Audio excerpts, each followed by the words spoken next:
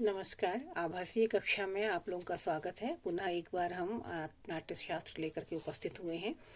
तो आपने पूर्व में ये जो हमने वर्णन किया था वो हमने पढ़ा था कि विरूपाक्ष आदि जो विघ्न थे वो सब एकत्रित होकर के भगवान ब्रह्मा जी के पास गए और उनसे कहा कि आपके द्वारा ये पक्षपात क्यों किया जा रहा है कि असुरों की पराजय दिखाई जा रही है और देवताओं की सर्वत्र विजय दिखाई दे जा रही है।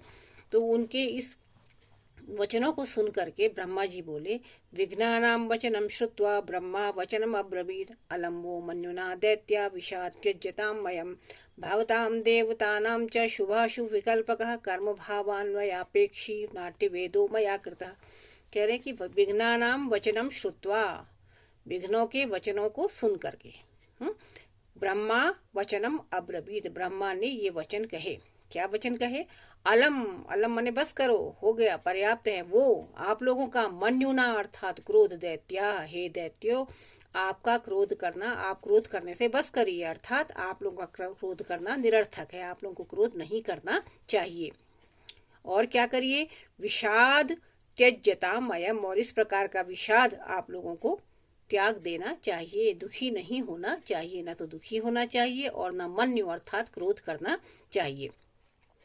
क्यों नहीं करना चाहिए? क्योंकि भवताम देवतानाम च, आप लोगों के, भवताम अर्थात आप दैत्यों के, तथा देवनाम देवतानाम च और देवताओं के, शुभ अशुभ विकल्पकः, शुभ तथा अशुभ कर्मों के फल का विकल्प तथा कर्म भावान अन्वयापेक्षी, कर्म भाव अन्वय व्यक्त करने वाले नाट्य वेदो मया कृतः, नाट्य वेद की रचना मेरे द्वारा की गई है। तो ब्रह्मा जी समझा रहे हैं दैत्यों को कि हे दैत्यो, आपका क्रोध करना और विषाद करना व्यर्थ है, इसका परित्याग आप लोगों को कर देना चाहिए, क्योंकि मेरे द्वारा किसी का भी पक्ष नहीं लिया गया है, बल्कि यह तो नाट्य शास्त्र जो है वह सभी के लिए शुभ और अशुभ कर्मों के भेद को दिखाने के लिए रचा गया है। शुभ कर्म का फल शांति है और अशुभ कर्म का फल दुख है, ये दिखाने के लिए ही मेरे द्वारा इस नाट्य वेद की रचना की गई है। तो इस प्रकार फल भेद के अनुसार ही यह नाट्य शुभ और अशुभ की कल्पना करता है, केवल देव और दैत्य के भाव का नहीं, वर्ण या प्रकृति के समस्त भावों का वर्णन करने वाला यह नाट्य वेद है। और आगे कहते हैं, नैकांततो अत्र भवताम देवानां चानुभावनम त्रैलोकस्यास्य सर्वस्य नाट्यम भावानुकीर्तनम। अब नेक एकांततो अत्र, इस नाट्य शास्त्र में न कि नहीं, एकांततः केवल भवताम देवतानाम च अनुभावम, आपका और देवताओं के भावों का अनुभावन किया गया है। त्रैलोकस्य अस्य, इस समस्त त्रिलोक में यह भाव नाट्य जो है वो भावों का अनुकीर्तन है। इसमें ब्रह्मा जी ने दैत्यों की शंका का निवारण करने हेतु कहा हुआ है, निवारण करने के लिए कह रहे हैं, निवारणार्थ प्रस्तुत होते हैं। वो कहते हैं कि इस नाट्य वेद में केवल दैत्यों और देवताओं का के ही चरित्रों का अनुभावन नहीं किया गया है, उनका वर्णन नहीं किया गया है, अपितु यह समस्त त्रिलोक के भावों का अनुकीर्तन करता है। अतः इसे केवल अपने और देवताओं तक सीमित मत समझिए। तो समझा रहे हैं, कह रहे हैं कि नाट्य के प्रयोग का उद्देश्य जो है वह देवताओं और दैत्यों द्वारा विविध परिस्थितियों में किए जाने वाले शुभ अशुभ कर्मों और उनके फलों को विशिष्ट कल्पना कर लोक शिक्षा हेतु प्रदर्शित करने का हमारा ध्येय है। यह किसी व्यक्ति विशेष का नहीं, अपितु संपूर्ण त्रैलोक्य का यह नाट्यवेद है। तो अनुभावन और अनुकीर्तन ये शब्द जो है ये नाट्य के दृश्य और श्रव्य गुण को सूचित करते हैं। नाट्य में श्रव्यता का भी प्रमुख स्थान है और अनुभावन अर्थात अनुभव और अनुकीर्तन का अभिप्राय जो है वो शब्दों के कथन से समझना चाहिए। तो इस प्रकार का भाव यहाँ पर ग्रंथकार द्वारा व्यक्त किया गया है। तो अब इसमें क्या क्या होगा समझाते हुए आगे कह रहे हैं, ये जो आगे कारिका आपकी आ रही है तो ये कारिकाएं परीक्षा की दृष्टि से उपयोगी हैं, इनको आप ध्यान दे करके सुनिए। क्या है? क्वचित धर्म, क्वचित क्रीड़ा, क्वचित अर्थ, क्वचित शम, क्वचित हास्यम, क्वचित युद्धम, क्वचित काम, क्वचित वध। कहीं पर धर्म होगा, क्वचित धर्म, क्वचित क्रीड़ा, कहीं पर खेल होगा, क्वचित अर्थ, क्वचित शम, कहीं पर अर्थ होगा और कहीं पर शम होगा, शांति होगी। क्वचित हास्यम हास्यम, कहीं पर हास्य होगा, क्वचित युद्धम, कहीं पर युद्ध का वर्णन होगा, क्वचित कामम क्वचित वधम, कहीं पर काम क्रीड़ा दिखाई जाएगी और कहीं पर वध दिखाया जाएगा, वध का वर्णन किया जाएगा। शब्द अर्थ पहले देख लेते हैं। तो धर्मो धर्म प्रवृत्तानाम कामः कामोपसेविनाम निग्रहो दुर्विनीतानाम विनीतानाम दमक्रिया। धर्म में प्रवृत्त लोगों के लिए धर्म, काम का सेवन करने वालों के लिए काम, और दुर्विनीतों का निग्रह करना और विनीतों की दमन क्रिया। क्लीवानाम धृष्ट्यर्थ जननम उत्साह शूरमानितम अबुधानाम विबोधश्च वैदुष्यम विदुषामपि। ईश्वराणाम विलासश्च स्थैर्यं दुःखार्दितस्य च अर्थोपजीविनाम अर्थो धृतिरुग्नि चेतसाम। नाना भायो नाना भावो अयम संपन्नः नानावस्थान्तरात्मकम लोकवृत्तानुकरणम नाट्य में तन्मयाकम। और मेरे द्वारा नाट्य वेद की रचना करने का क्या औचित्य है, ये बता रहे हैं कि मेरे द्वारा इस नाट्य में क्या क्या बताया गया है, उसका विस्तार से वर्णन करते हुए कहते हैं कि इस कारिका पंचक में आपने देखा कि ब्रह्मा जी दैत्यों और उनके सहायक विघ्नों को नाट्य शास्त्र का जो मूल प्रयोजन है उसको बताने की चेष्टा कर रहे हैं। तो ब्रह्मा जी क्या कहते हैं, देखिए इस नाट्य प्रयोग में मेरे द्वारा कहीं पर धर्म, कहीं पर क्रीड़ा, कहीं पर अर्थ, कहीं पर शांति है का वर्णन किया गया है, को दिखाया जाएगा, का अभिनय किया जाएगा। कहीं हास्य है, कहीं युद्ध है, कहीं काम है और कहीं वध है। तो धर्मानाम जो कह रहे हैं कि जहां पर धर्म में धर्म प्रवृत्तानाम धर्म, धर्म में प्रवृत्ति रखने वालों के लिए धर्म है, काम का सेवन करने वालों के लिए काम, और दुर्विनीत या शिष्ट आचरण करने वालों के लिए दमन है, और विनीत जनों के लिए इंद्रिय निग्रह है, ऐसा कह दिया। फिर उसके बाद क्लीवानाम धृष्ट जननम, और ये नपुंसकों में धृष्टता जन्य हास्य, और शूरवीरों में उत्साह का संपादक है, शूर माने नाम उत्साह। अबुधानाम विबोधा, और अबोध यानी जो अल्प बुद्धि वाले हैं, मूर्ख लोग जो हैं, उनके लिए यह विशेष ज्ञान देने वाला है। जो सुकुमार बुद्धि वाले हैं उनको विशेष ज्ञान प्राप्ति कराने वाला है, तथा विद्वत जनों के ज्ञान को बढ़ाने वाला है। विदुषाम अभी वैदुष्यम, विद्वानों के वैदुष्य को बढ़ाने वाला है। और फिर उसके बाद ईश्वराणाम च विलासम, और ये ऐश्वर्यशाली लोगों का विलास है, और दुख से पीड़ित व्यक्तियों के लिए स्थिरता, अर्थ की लालसा रखने वाले मनुष्यों के लिए अर्थ, तथा विकल चित्त व्यक्तियों को धैर्य प्रदान करने वाला है। दुःखार्दितस्य च स्थैर्यम, तो अर्थ जो विकल्प चित्त वाले हैं, जिनका चित्त व्याकुल है, उनके लिए धैर्यता प्रदान करने वाला है, धैर्य प्रदान करने वाला है। इस प्रकार यह नाट्यवेद जो है वह क्या है कि अनेक स्थायी भावों, कैसी ये ईर्ष्या, द्वेष इत्यादि व्यभिचारी भावों से संपन्न, सुख दुख हर्ष शोक अवस्थाओं का प्रदर्शन है, तथा लोकानुचार का अनुकरण करने वाला है। लोकानुवृत्तानुकरणम, लोकाचार का अनुकरण करने वाला यह नाट्य प्रयोग मेरे द्वारा किया गया है। अब इसकी व्याख्या देखिए कि उक्त कारिका जो पंचक कारिका 5 कारिकाएं जो आपके समक्ष प्रस्तुत की गई, इनमें आचार्य भरत यह बताना चाहते हैं कि उनके द्वारा रचित जो नाट्य वेद है वह लोक वृत्त का अनुकरण करने वाला है, यह समझ लीजिए। और यह क्या है, रति आदि नाना स्थायी भावों तथा हर्ष आदि व्यभिचारी भावों से संपन्न है। माने इसमें स्थायी भाव भी है और व्यभिचारी भाव भी है। यह उन भावादिकों का देश काल प्रवृत्ति और अवस्थाओं के कारण भिन्न भिन्न स्वभाव वाला है। इसमें नाट्य की व्यापकता, इसमें विस्तृत क्षेत्र की सूचना दी गई है। नाट्य की व्यापकता भी है, विस्तृत क्षेत्र की सूचना भी इसमें दी गई है। और यह नाट्य जो है नाट्य वेद लोक व्यवहार का अनुकरण करने वाला है। अतः जो कुछ लोक में है वह सब नाट्य की विस्तृत परिधि में आ जाता है। यहाँ पर समझाने का प्रयास ब्रह्मा जी द्वारा किया जा रहा है, और वैसे ग्रंथकार के शब्दों में ये कहा गया है। फिर आगे बढ़ाते हुए कहते हैं, उत्तमा अधम मध्यानाम नराणाम कर्म संशयम हितोपदेश जननम धृति क्रीड़ा सुखाधिकृत।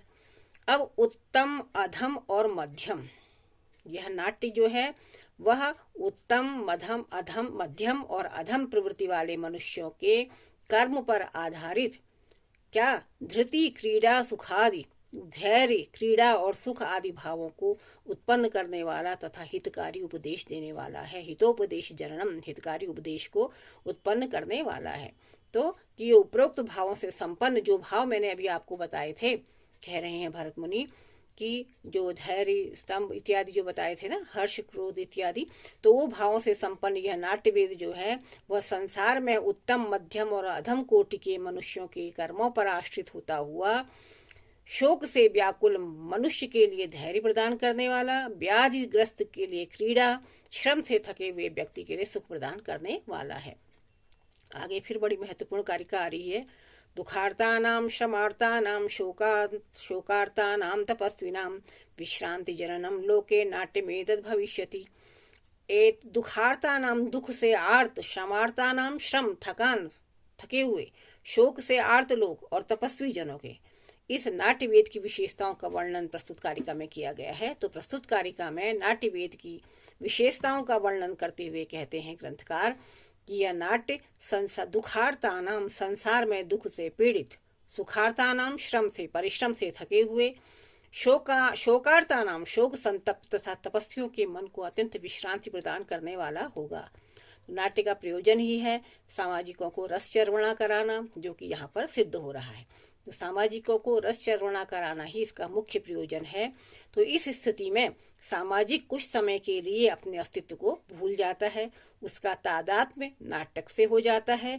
ऐसी स्थिति में वो अपने अस्तित्व को भूल करके चाहे कितना ही दुख हो, कितने ही पीड़ा हो, वह सब कोई भूल जाता है वो, क्योंकि उस वहाँ पर जब तादात्म्य स्थापित कर लेता है तो वह जहाँ, और ऐसा यह नाट्यवेद है जहाँ न दुख है, न सुख है, न हर्ष है, न शोक है, न कोई शत्रु है, न कोई मित्र है, न उदासीन है। कितना ही दुखी, शोक संतप्त, थका हारा व्यक्ति क्यों न हो, वो नाट्य अभिनय को देखते समय अपने संताप को भूल जाता है। यह कहने का यहाँ पर तात्पर्य है। तो इसका मुख्य प्रयोजन क्या निकला कि क्या करना, सबको का मनोरंजन करना, माने श्रम की थकान से व्यक्ति मुक्त हो जाता है और उस रस की क्षणिक जो अनुभूति उसके चित्त में हल्कापन को उत्पन्न कर देती है। सांसारिक ही क्या, ये तो जो तपस्वी लोग हैं उनको भी विशेष आनंद प्रदान करता है। अतः नाट्य सबके लिए वरेण्य है, निंदनीय नहीं है। तो इसलिए आपको किसी प्रकार की शंका यहाँ पर नहीं करनी चाहिए, क्योंकि असुरों को समझाते हुए कह रहे हैं धर्मम यशस्यमायुष्यम हितम बुद्धि विवर्धनम लोकोपदेश जनम नाट्यमेतद् भविष्यति। अब इस नाट्य शास्त्र की फिर अगली विशेषताओं का उल्लेख करते हुए इस कारिका में कहा गया है इस नाटक से धर्म, यश, आयुष्य, यह नाट्य शास्त्र धर्म से युक्त, यशस्यम, यश देने वाला, आयुष्यम, आयु का संवर्धक, हितम, हितकारी, बुद्धि विवर्धनम, बुद्धि का विकास करने वाला, लोकोपदेश जननम, संसार के लिए उपदेश देने वाला भविष्यति होगा। तो यह नाट्य शास्त्र धर्म से युक्त, यश देने वाला, आयु का संवर्धक, हितकारी, बुद्धि का विकास करने वाला और संसार को उपदेश देने वाला होगा। तो नाट्य दर्शन से सामाजिकों के चित्त को विश्रांति प्राप्त होती है, यह सिद्ध हो गया यहाँ पर। तो अतः यह क्या करता है, हितकारी है, सबका हित करने वाला है। इसको देखने से शास्त्रों का ज्ञान प्राप्त में होता है, जिससे बुद्धि का विकास होता है। अपनी कला के चमत्कार से नाटककार सामाजिकों को यह उपदेश बड़ी सुंदरता से दे देता है, क्या, रामादिवत प्रवृत्तितव्यम न रावणादिवत, अर्थात राम के समान आचरण करना चाहिए, रावण के समान नहीं। बड़े सरल, सहज, सुंदर शब्दों में, मनोहारी वचनों से यह उपदेश वह दे देता है। न तज्ज्ञानम न तत्शिल्पम न सा विद्या न सा कला सा न योगो न तत्कर्मम नाट्यस्मिन् यन्य दृश्यते। अब आगे बताते हुए कह रहे हैं ये नाट्य शास्त्र की जो विविधता है उसका उल्लेख इस कारिका में किया गया है। तो उसकी विविधता क्या है, देखो, न तत् ज्ञानम, वह ज्ञान नहीं है, ऐसा कोई शिल्प नहीं है, न सा विद्या, ऐसी कोई विधा नहीं है, न सा कला, ऐसी कोई कला नहीं है, और न ही ऐसा कोई योग है, न तत्कर्म, ऐसा कोई कर्म है, नाट्य अस्मिन् यन्य दृश्यते, जो कि इस नाट्य में नहीं दिखाया जाता। अर्थ देखिए कि जो नाट्य में न मिले ऐसा कोई ज्ञान भी नहीं है, न कोई शिल्प है, न विद्या है, न कला है, न योग है, और न ही कोई कर्म हो सकता है। तो कि ज्ञान की जो जितनी भी शाखाएं हैं उनमें की जो ततज्ञानम ततशिल्पम न सा विद्या न सा कला जो कहते हुए कह रहे हैं कि इनमें ऐसा कोई भी विधा नहीं है जिसका प्रदर्शन नाट्य शास्त्र वेद में नहीं किया जाता।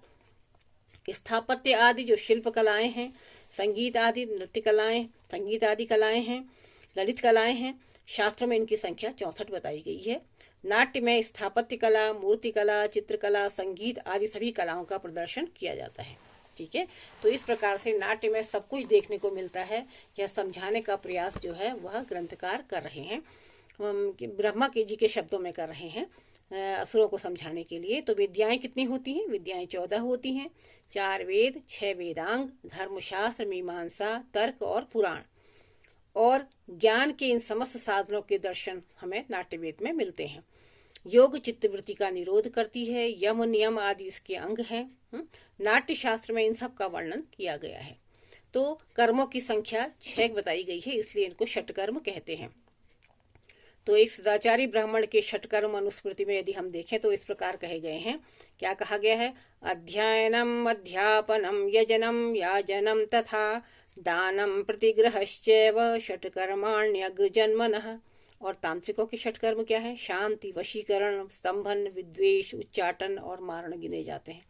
और योगियों के षटकर्म हैं धौति, वस्ति, नेति, भातक, कपाल भाति। ब्रह्मा जी के अनुसार इन कर्मों में ऐसा कोई कर्म नहीं है जिसका कि दर्शन नाट्य शास्त्र में नहीं कराया गया है। तो इस प्रकार हम देखते हैं कि नाट्य वेद जो है वह ज्ञान का अक्षय भंडार माना गया है। तो इसमें और भी इसकी विविधताएं हैं, और भी विशेषताओं का उपसंहार यहाँ पर कर रहे हैं। उपसंहार करते हुए कह रहे हैं कि सर्वशास्त्राणि शिल्पानि कर्माणि विविधानि च अस्मिन् नाट्ये समेतानि तस्मादेन मया कृतम। जो मेरे द्वारा ही दैत्यो इस में ग्रंथकार नाट्य शास्त्र की विशेषताओं का उपसंहार करते हुए कहते हैं कि सर्वशास्त्राणि, सर्वशास्त्रों में, शिल्पानि, शिल्प के सभी प्रकार, कर्म, विविध कर्मों के विविध प्रकार, समेतानि माने समन्वित है। तो इस नाट्य शास्त्र में सभी शास्त्रों, सभी शिल्पों, सभी प्रकार के कार्यों का सन्निवेश है, इसलिए मैंने इस नाटक की रचना की है।